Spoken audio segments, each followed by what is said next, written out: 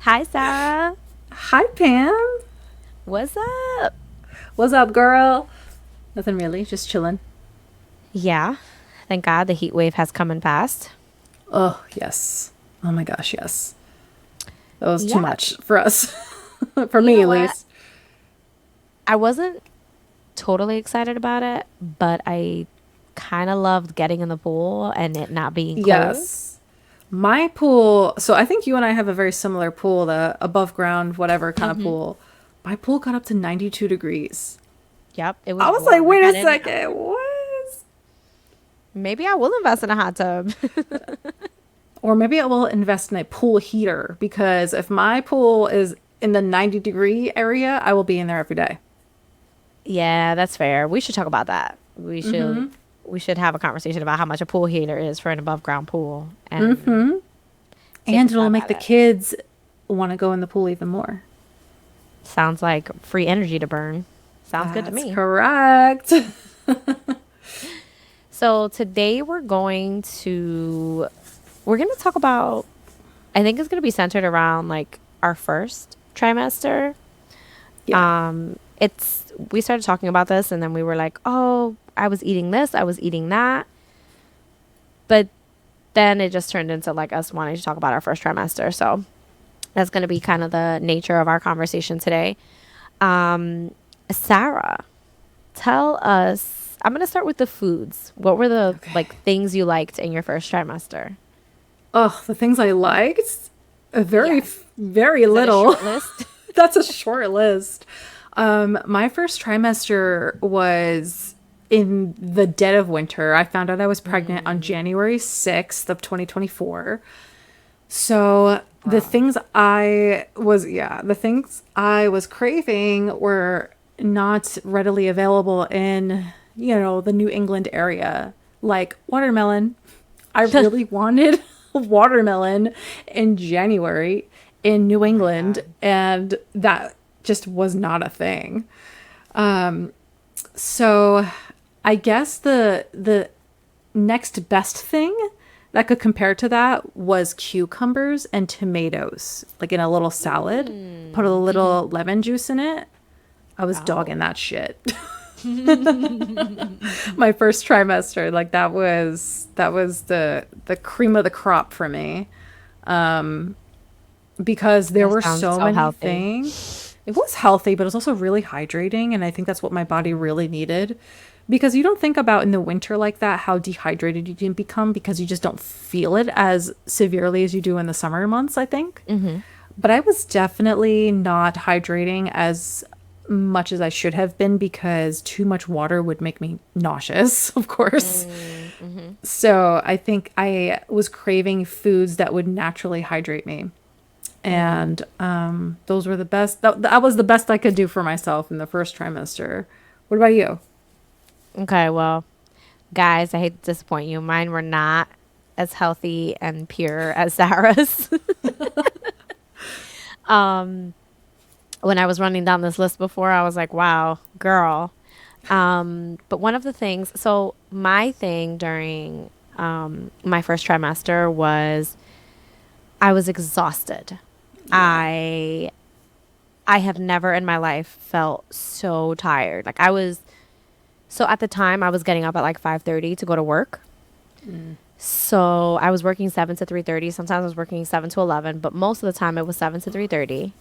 Yeah, it was awful. 7 to 11 And p.m. or a.m.? yeah, PM. Girl. Oof. Sometimes, yeah, yeah.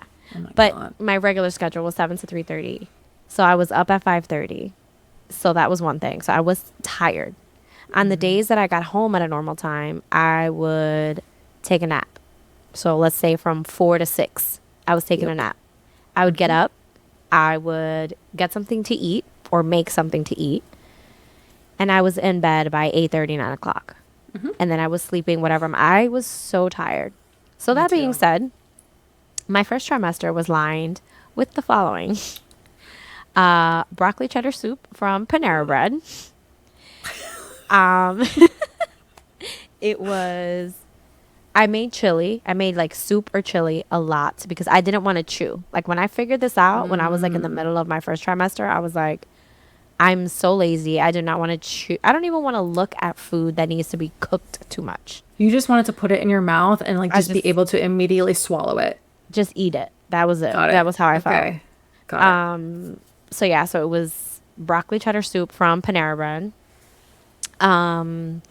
Homemade soup, chili of some capacity.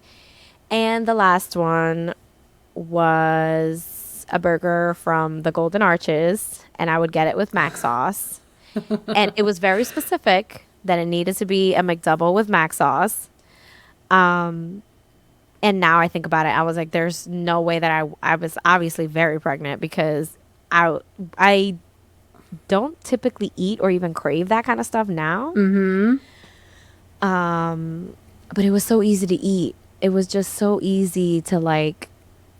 I was nourished, Throwback. and in my brain, I was like, well, I was taking my prenatal, so it was. So I gotta tell you, it wasn't all healthy fun and games for me either in the first trimester, because towards the end of the first trimester, the only thing I wanted, and I really had to fight myself on it, were specifically the Golden Arches McDonald's fries. Ooh.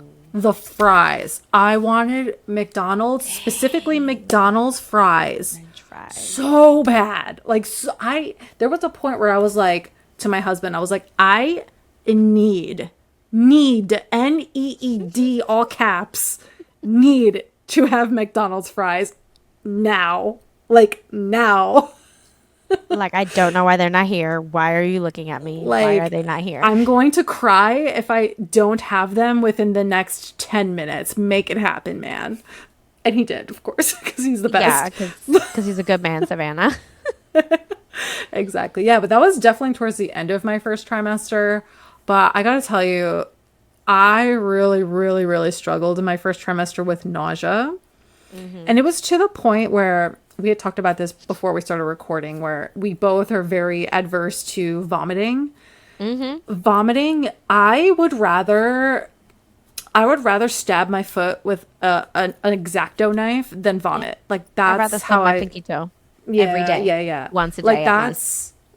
that's how I feel about throwing up. I really, really hate it. It is such a full body experience for me. It makes me cry, like my nose, like the whole thing. I really cannot stand it.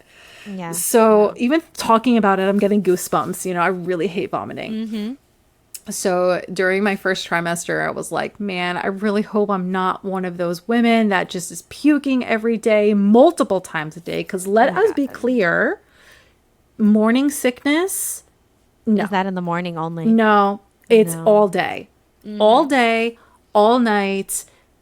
It's not just in the morning. I don't know how that term got coined, but it is all day sickness. Let's be very clear about that.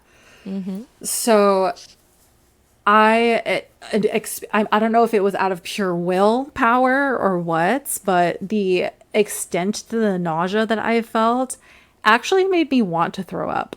It was that bad. Yeah.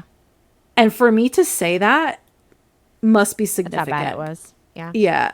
I really genuinely felt like if I had had the ability to actually throw up, that I would feel better.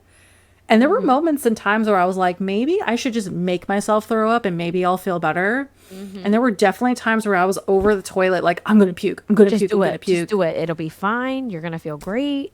Yeah, no, but even it, not even because I wanted to, but because I was just like gagging like that and just nothing, dry heave, just nothing would come up. And I'm like, just throw up already, please. You gotta like Nothing, just like egg yourself on. Yeah, I think the worst for me was every morning when I would brush my teeth, I'd be like, every single morning. I wish I would have written this down or something. I don't remember. And it's going to sound funny. I don't remember brushing my teeth when I was pregnant. I don't remember it bothering me. Oh, it bothered me. Or maybe maybe I was so, because I had the same thing. I was so nauseous in my first trimester. And I was so determined to not throw up that I think I was 3 weeks pregnant when I found that I was pregnant. Like, it was so early. And I was like, Yeah, me too. I was like, okay, well, I need to find a solution before this becomes a problem, because Yeah. I can't imagine throwing up for the next 9 months of my life. And while I know there are some women that is a condition for them and I'm that so kind of sorry thing, for y'all.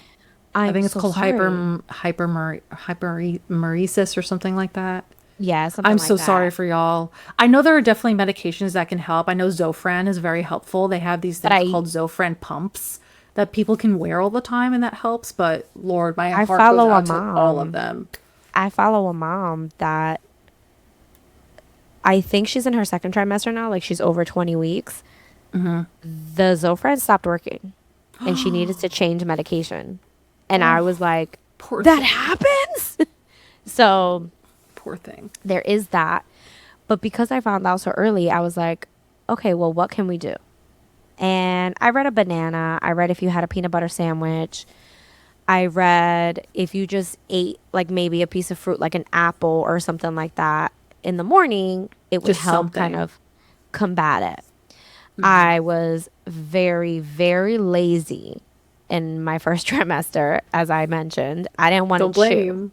I didn't want to chew. I wanted to just, if I could have found a way to just have food injected into me and not worry about it, that would have been the way. So I started having applesauce pouches in the morning. Go, go So because, squeeze. yup, it was the go-go squeeze. And before I would even get out of bed, I would have one or two like on my nightstand.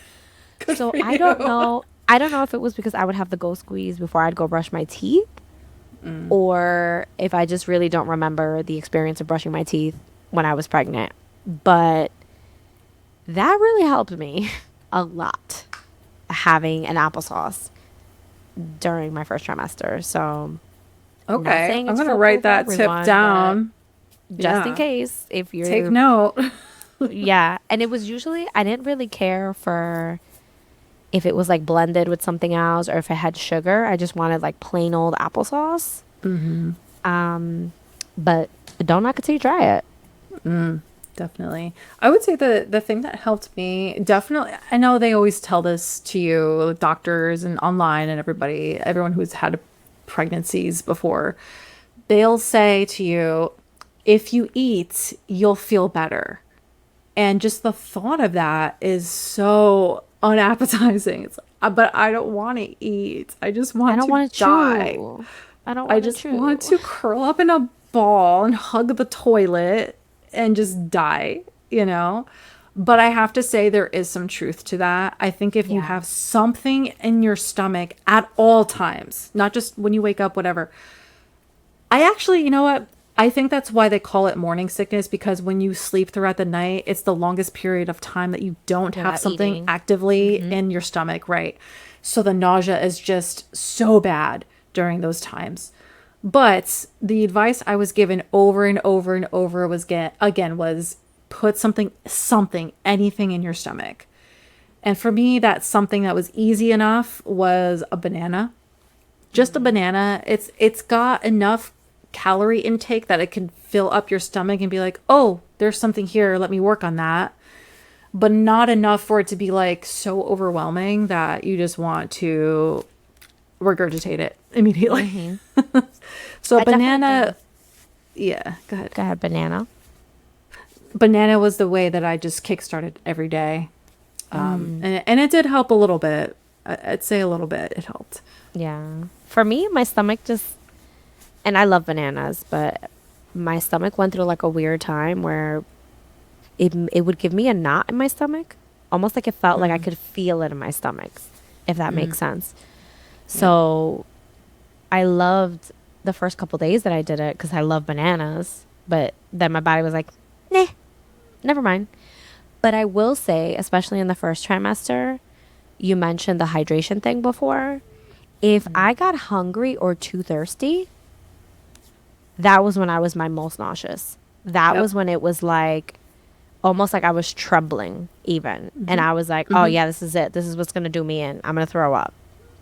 And it was actually like, no, girl, you're just hungry for two people. Yeah. Yeah, exactly. Exactly.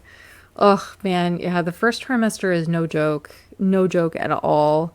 when it comes to food. Oh, and not to mention the smell aversions. For me, that was really severe. So like you, in the wintertime, I really enjoy making soups in the slow cooker and things like that. Mm-hmm. But the thing with that is that it makes your entire house smell like the food that you're slow cooking or making or what have you.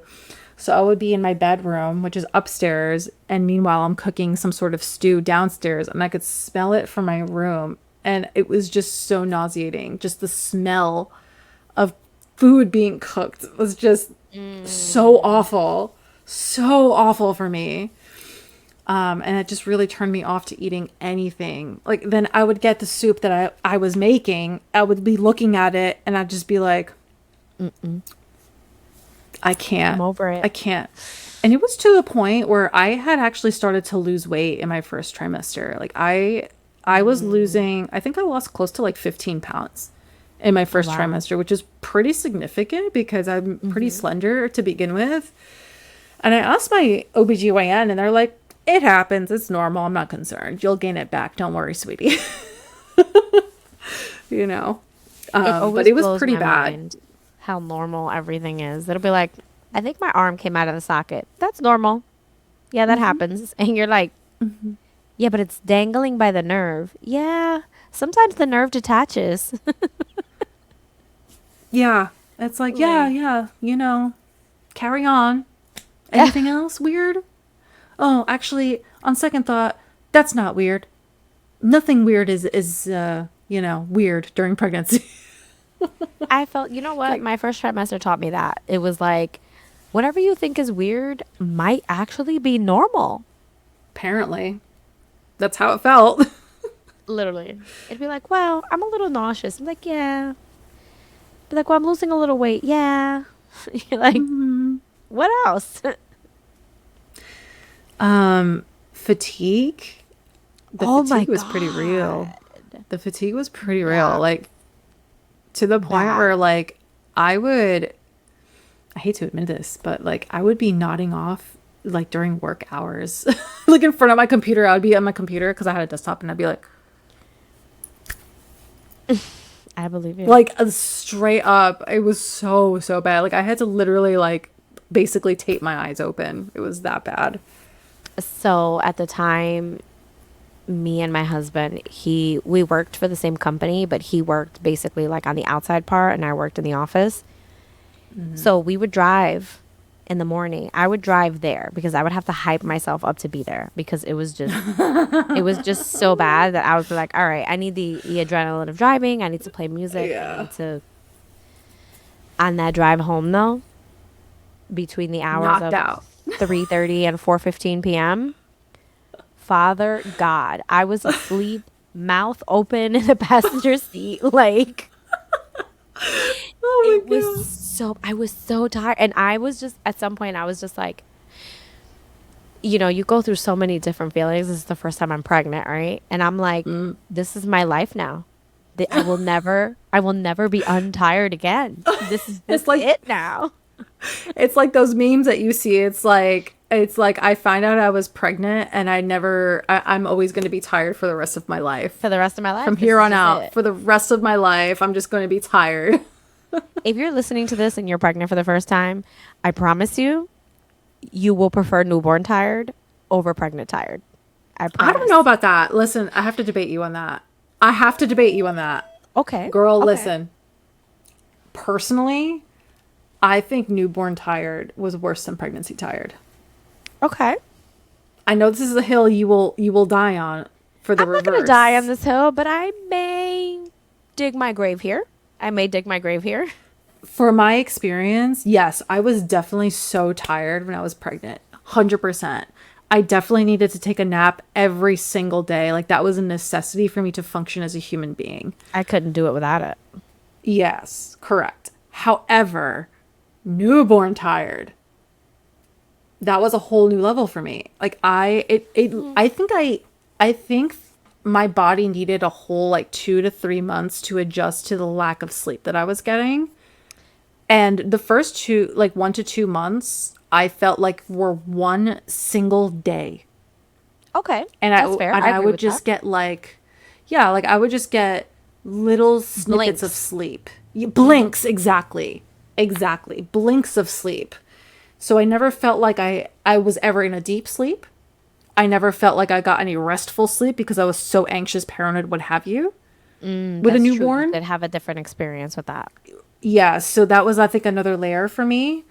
So I feel like I was just surviving on literally like taping The my hopes and eyelids dreams. open. Hopes and dreams, thoughts and Yeah. prayers. Yes, exactly. So personally, I feel like pregnancy tired does not compare to newborn tired, but I'd love to hear your experience as to why you think the opposite. So I couldn't sleep enough when I was pregnant. There was Did not, you have I, pregnancy insomnia? no, no, I Okay. could sleep. I could fall asleep at the drop of a hat and stay asleep the whole night. And still, it was like I could sleep 12 hours a night and have a nap. I could sleep the way my toddler sleeps, 12 hours at night and a 2 hour nap in the middle of the day. And I was still tired. Where when there was a newborn, I was like, I'm fried.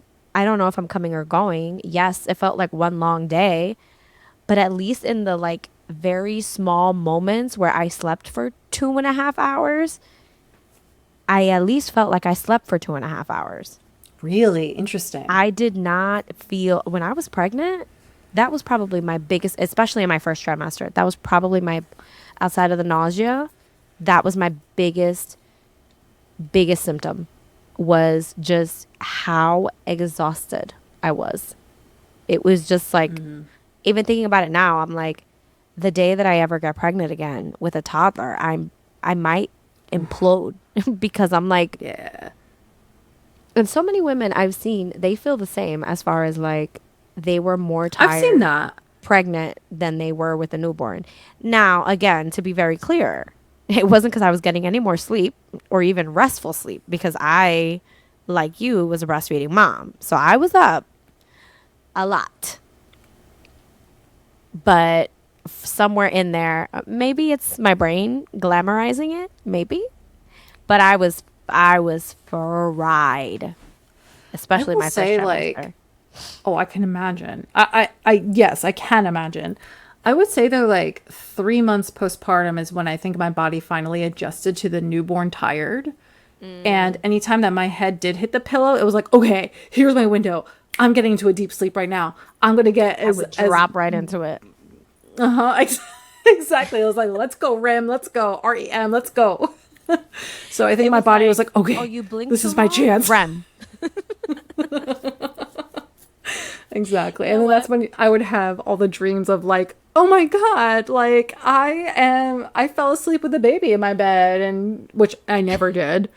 I must be like suffocating her. This is the kind of dreams I would have in my immediate REM cycles. Oh my God. I didn't have I didn't have those dreams, but there was a time, I think it was within the first 3 months, that the baby fell asleep in the middle of the day. I'm saying middle of the day, but it was probably 10 o'clock in the morning. And I fell asleep for what felt like a few hours, but I think it was 90 minutes. And the baby woke up fussing. And Mike, my husband, went to grab the baby as to not wake me. I woke up sitting up. Like I was sitting up, feet on the Immediately. ground. And I was like, gasp. And he's like, he's holding the baby. He's like, calm Yeah. down. And I was like, what are you doing? He's like, I'm I'm gonna feed the baby. Taking care of the baby. And he was like, we had a discussion about this, but he was very quickly to be like, you need to calm down. And I was like, what are you doing? Like, I was like, so I was very, I'm not a light sleeper by any means, but in that first couple of months, I was very well aware if there was an ant crawling on the wall. Like, I was That's right. very, Absolutely. like, aware.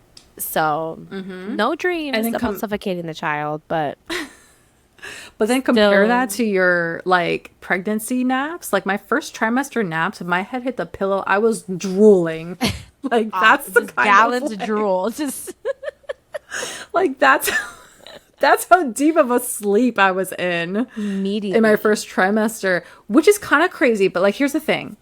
The way that I justify it is I had one of those pregnancy apps that tells you the size of your baby week by week by week by week.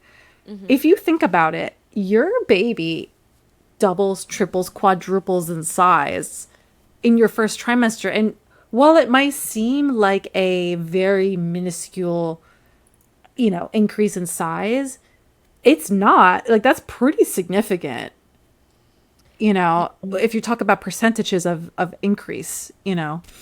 So that takes a lot of toll on your body, not to mention that this is also the trimester that your placenta is forming, that your blood volume is increasing, that your whole body chemistry is starting to change to sustain a pregnancy.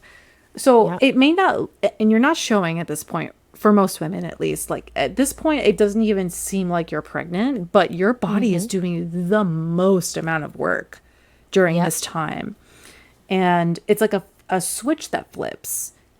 And it's Yep. super hard on the body. And I don't think that is very, I don't know. I don't think it's very well acknowledged because there's not an instant gratification of a pregnant belly to justify the symptoms that you're feeling. So to myself, I was like, oh my God, I need to get it together. I'm only in the first 3 months. Like, I can only imagine how much worse What I'm am I going to gonna do feel. when I'm 5 seconds from giving birth and I'm like the size of a Exactly. watermelon? Yeah. Exactly. Exactly. So I actually, while you were saying that, I did pull something up because this is like the one of those things, like the wait untils that they didn't talk about.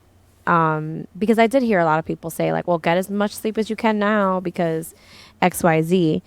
And that first trimester, I'm going to read to you all the things that happen between week 1 and week 12. Okay. So, number one, by the time week 4, the organs start to develop. So, that's the spinal cord and the basic structures of the brain. Week 6, the heartbeat, the heart starts to beat. The eyes, ears, and nose begin to take shape. Week 8, the major organs and the body system develops. The baby can move and the fingers and toes are forming. Week 10, major body systems are in place. The eyelids are fusing shut and fingernails and toenails start to grow. And week 12, the baby is about 2 inches long. Reflexes develop, allowing the baby to make a fist. And they're the size of a plum at that point. That's only 12 weeks. You go into That is, like you go into week like 13 between 13 and 40 obviously is when like the major things happen, but that first trimester, that's a lot. you Like, they start out as like a microscopic thing, and then you they can't turn even into see like them. a grain of rice, and then they turn into like a slice of a mandarin, and then you go to week 12 and they're the size of a plum. That is a significant amount of By week growth and by development. week 20 even where they're like they grow to be a size of a banana. At that point, they've formed fingerprints, hair, lashes, their bones are hardening, they have eyebrows. You start to feel kicks. They respond to sound and voice. They become the size of a lettuce in some capacity. Their lungs, like, yeah, no wonder you're tired when you're pregnant because you're not just existing and carrying on, you're literally creating this whole being in your body. And that's one of those And things that, like, that was not mentioned to me. There was not a lot of, like, this is what your body's doing, unless the app told me or the right. doctor whenever you went to go get a scan. But other than that, no one's telling you, like, oh, you're at week this. Yeah, this is what's happening with your body. No one's talking about that.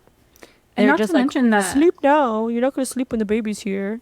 exactly, exactly. Not to mention, like, nobody acknowledges the fact that, like, so how does this happen? It takes all of the energy and blood supply and everything, all of your nutrients that you eat and consume, it's going to the baby and Yep. you, but it's going to the Questionable. baby. Yep. That's how it feels. Yeah. Yeah. But that's something that I don't think I really had a really great understanding for, was how much of my body is going into creating the baby. Yep. There Because it's just, isn't. again, it's not very visible. It's not something that No. you can kind of see. It just kind of happens. And it sucks so much out of you, yeah. And that's the start of you really adjusting your whole life for this little tiny thing. And that's just like literally the first 12 weeks is the first trimester. That's literally like you garden. So in that way, we kind of understand like from the time it germinates till the time that you can see something the size of a Fruit. A plum. fruit. The entire, imagine if we could, I mean, I guess we can because in that way we are like a plant. We imagine we could hear the agony that plants go through when they don't have a little bit of water, when it's been a Yeah. hotter day than not, when Yeah. the soil isn't, you know, to its right pH or what have you. That's exactly what our bodies are doing. So that first 12 weeks, that first trimester, it's like, dang, why was I so tired? Dang, why was I so nauseous? Because you're literally forming the mold to what is to be a person. And it's like incredible and some type of magic, but also exhausting. It's just so exhausting. And there's no like, I wish there was, like I mentioned, we were both full time working when we were pregnant. So like, I wish I could have taken a nap in the middle of the day. Like getting up at 5:30 to drive 30 minutes to work to then drive back, like it was just so consuming to even think about that. And again, I mean, obviously I did it, but no wonder I didn't want to chew. Like I was just focused on trying to get to work. Right. You know, I was pregnant alongside a lot of women in my circle. And a lot of us were talking about how we wish there was some sort of maternity leave or at least maternity like forgiveness or flexibility, I guess is a better word, for women who are working in the first trimester because that first 12 weeks of pregnancy is so debilitating for a lot of people Yeah. that it's so hard to work. I had a friend who was throwing up Oof, every day for 12 weeks and still going to baby. work. Yeah. Still going to work, not telling her employer that she was pregnant because you're not supposed to. You know, the whole like, oh, don't tell anyone you're pregnant until your second trimester thing. Every day would show up to work, smile on her face, just do her thing, was still performing in, you know, within her expectations, if not exceeding her expectations like she always did. And the poor thing was just suffering. And it just feels really cruel to hold women in their first trimester to the same standard as everybody else when they're so strapped thin physically and Yeah. emotionally. You know, that's a lot that's going on hormonally as well. Yeah. I just wish that there were, I don't know, I just wish that society would acknowledge the gravity of what happens to a woman in her first trimester. I think I think part of the reason that it's almost like overlooked is because we have spent such a long time not saying anything. Yeah. We've Yeah. spent such a long time like almost being quiet like well, so many women before me did it. Like my mom when she was pregnant with me mentioned that she figured out part of the thing that brought her to thinking she was pregnant was because of how tired she was. That she was suddenly taking naps at work on her break. And my mom was much older when she was pregnant with me. So, like, you know, her body could have been just functioning on a different level anyway because she was 45. But yeah, she was like, I was just so tired. And no one questioned me. They just thought that I was tired. And she went through such a big part of her pregnancy being so tired that she, not to say that she found out that she was pregnant late, but she didn't initially think that she was pregnant because it was just like, oh, I'm just tired. And I feel like so many women have fought through that, especially after their first kid, because they're like, oh, I've been already through this. Like, I already know what to expect. And it's like, no, not necessarily, but also I can't expect you to function In the same way that I can't expect an 80-year-old person to function at a 20-year-old level, we cannot expect women to be pregnant and to overperform in all areas of their life while they're pregnant because of all the different things that are happening. Like there are women who can. I'm not saying we're incapable. What I Yeah. am saying, the vast majority, the average, the normal women, how exhausting it is when you are pregnant, especially in those first 12 weeks, and you are in that fragile state of like you can't say anything, or you're told you shouldn't say anything, it's too soon, or whatever have you. You know, those moments are so hard, and it's like so many women don't speak up. Even still now in the year of 2026, so many women don't speak out because they're like, well, it's too soon, or Or like their doctor has told them not to say anything. The first time I was pregnant, my very first pregnancy that ended in a miscarriage, my doctor told me, "You're pregnant, but let's keep it under wraps for a little while because, it's just too soon." yeah. And it's like, okay, and that's a really heavy thing to sit with. It's like the anticipation of like, well, maybe I'll be one in four women that actually miscarries. And I was. And I had to work through all of that. And that's the other part of it too. It's like, okay, so miscarriage is so prevalent in the first 12 weeks. What if it actually does happen and I didn't tell anybody? And my job is, still expecting me to function through number one, the first trimester, but number two, a miscarriage, like nothing happened. That is cruel. That is cruel to put women through. But that's just the norm, unfortunately. It's almost like I have to like kind of like say this like in the raw to you that I'm almost afraid to bring it up to a woman that I know that has had a miscarriage because I guess it's like I have questions of like, how did you feel? How did this happen? How did that go? And then like you're expected to just kind of like keep going. You're expected to not have any Yes. kind of reaction, or especially if shortly after the miscarriage you do have a child, you end up having a healthy baby, and like, or you had children before that, and etc. It's I guess it's what some people imagine grief, the grief or like the loss of a parent to be like, where like I'm afraid to bring this up because I don't want to trigger you, but also at the same time, like, why should you live in silence with this? Why should this be quiet for you? You know, Right. and I feel that I hope doctors can bring that kind of humanity back into the practice of medicine because I understand.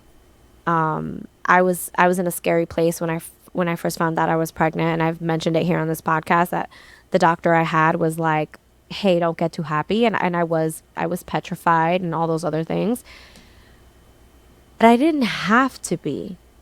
Yeah.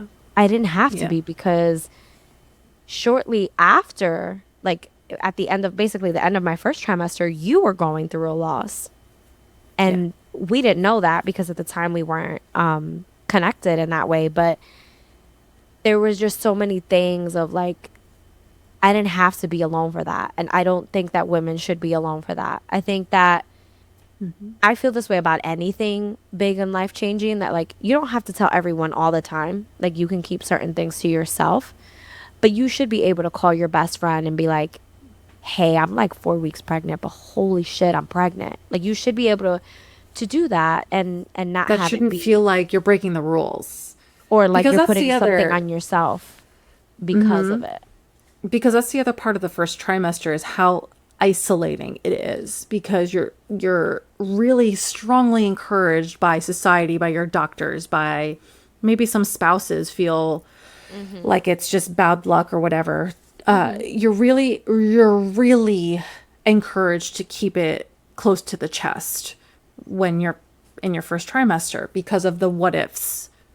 And when you're going through the first trimester and everything that comes with it, the physical, the emotional, the mental, all of it, it is so extremely isolating. And that isolation becomes so debilitating because all you need in that moment in time of such deep hardship is support. You need your support system, and we're just Yeah. constantly told that we're not allowed to have it. Yeah, no, you can't tell. You can't tell anyone. You're not allowed to have a support system in a time where you need your support system. I wanted to tell my mother so badly that I was pregnant, and I didn't because my doctor said, you know, you should wait a little bit before you Wait tell it out. friends and family. Verbatim is what they said. You should wait a little bit until you tell friends and family. All I wanted to do was tell my mom how scared I was. Tell my mom that I needed to be held. I needed to be, you know, encouraged through all of the physical ailments I was going through. I wanted my mom to hold me. And I Yeah. couldn't even bring myself to tell her because I just wasn't supposed to. And that was so painful to think about. Yeah. And I have a daughter now, and I think, you know, if she's going through pregnancy, that I would want to be there to support her and hold her through those hard moments because they are hard, and Yeah. nobody should have to do them alone. Yeah, I think I was 7 weeks pregnant. And we were on vacation because my brother was getting married and whatever, and we weren't going to tell our moms. We were going to wait. We were going to wait till the first full trimester. My husband and I can't hold water. There was just no way. So everyone had left the house and it was just both of our moms. And I went up to my mom and I was like, I'm pregnant. Like, Ma, I'm Point pregnant. blank. I didn't even remember to set up my phone to like tell her. I was just like, Ma, I'm pregnant. And she looked at me and was like, yeah, I noticed you weren't drinking. And I was like, she was like, I wasn't going to say nothing. I just noticed that Mikey kept taking your drinks. He kept taking your drinks. And she's like, but I wasn't going to say nothing. I'm like, okay, well, good. Don't say anything to anybody. And I went right upstairs and I knocked on my mother-in-law's door and I was like, knock, knock, knock. She's like, hey. I put my phone on the dresser. I was like, we need to tell you something. She's like, okay. And then we all just like, we nodded our heads and we were like, mm-hmm. And she was like, you're pregnant.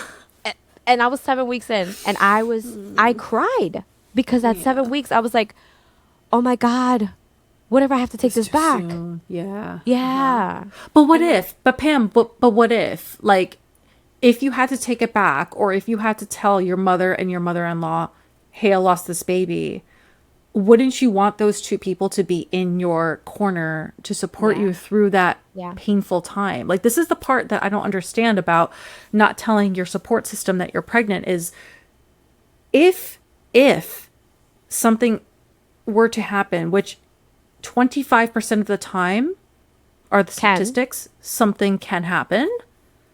Wouldn't you want to be set up with your support system to guide you and hold you through that? Yeah. But society and doctors are telling us that no, you have to do this alone.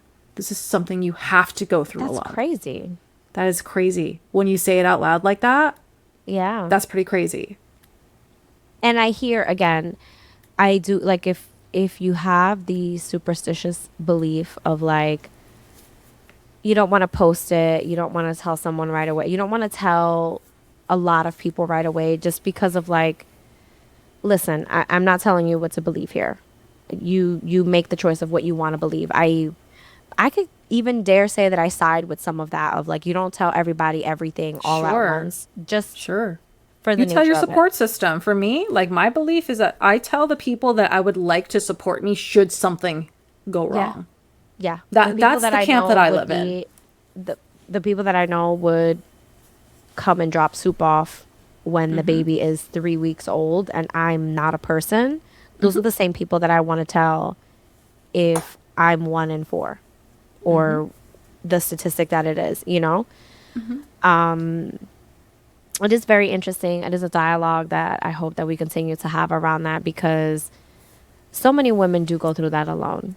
So many women do, and so many women the same as me, where it's their first time being pregnant. They have had some hormonal challenges, whether it's PMOS or hypothyroidism or both, and they are told they're not going to get pregnant, or they're not going to be able to conceive, or they're told that like it's just going to be that much harder for you, and then you get pregnant and then you're afraid to say anything because of all those other things that they have told you, whether that's your story or you go through it alone because you didn't say anything when you were pregnant and you miscarry. And we need to have these conversations more. We need to point it more towards that. And I know we started talking about like the first trimester, and like this is kind of where we ended up.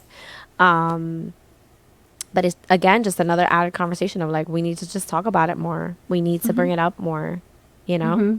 Like challenge the way that we approach the first trimester as a whole.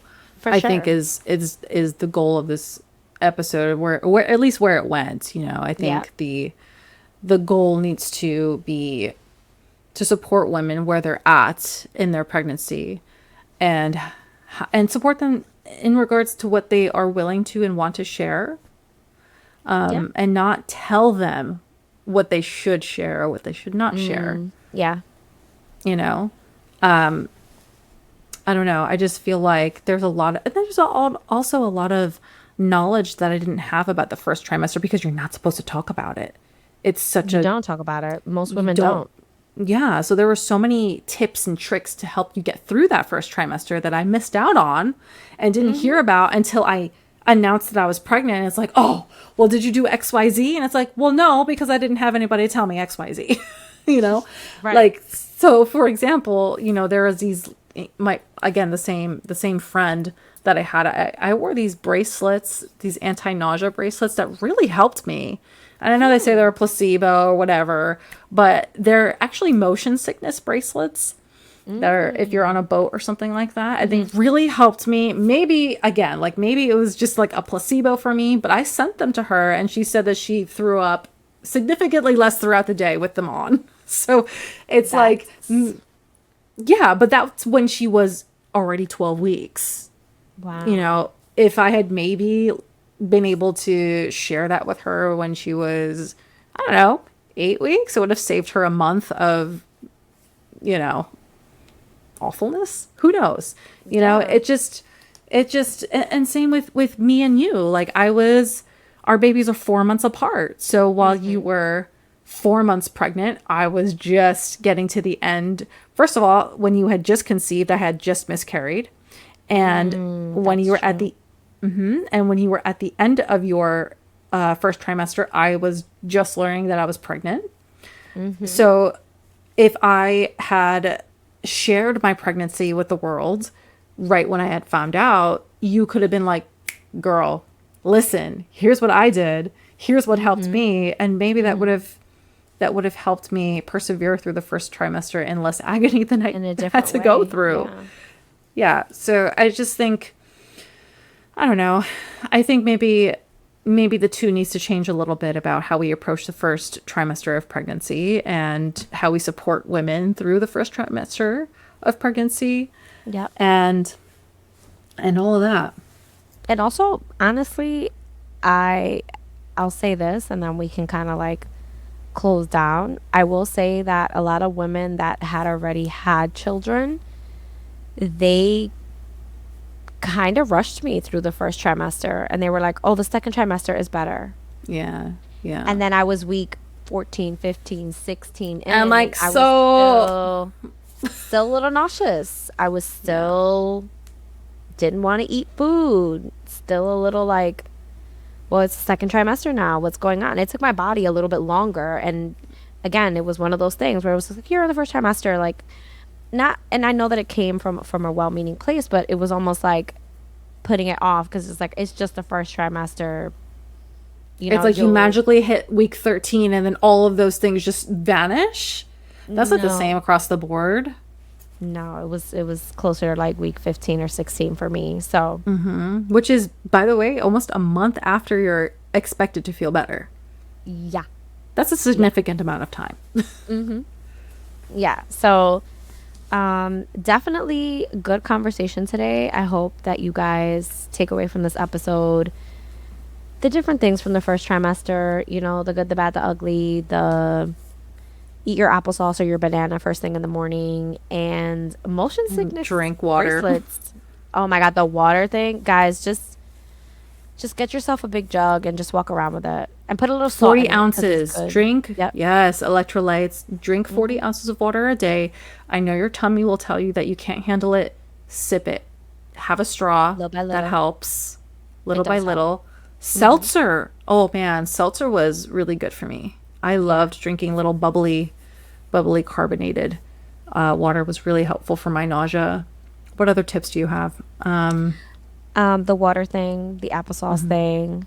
Um, Believe it or not, something that helped me, taking a walk, yeah, I was getting gonna your say go body outside. moving. It Yeah. was freezing. We were both in our first trimesters Uh-huh. when it was kind of like cold and dreary. Just Moving go your outside. body. Yeah, It feels go like it outside. feels like the last thing you want to do, but when I moved my body, I genuinely felt so much better. I was like, whether it was corrupt northeast air or not, I went outside and I was like, oh wow, feels nice out here. This is kind of nice. So You can definitely go make it. You will outside. make it through it. You can. Mm-hmm. And if you need a place to be like, I can't do it. What the hell? Why? We're here for it. Yep. Agreed. So thanks for listening, and we'll talk to you guys soon. Bye.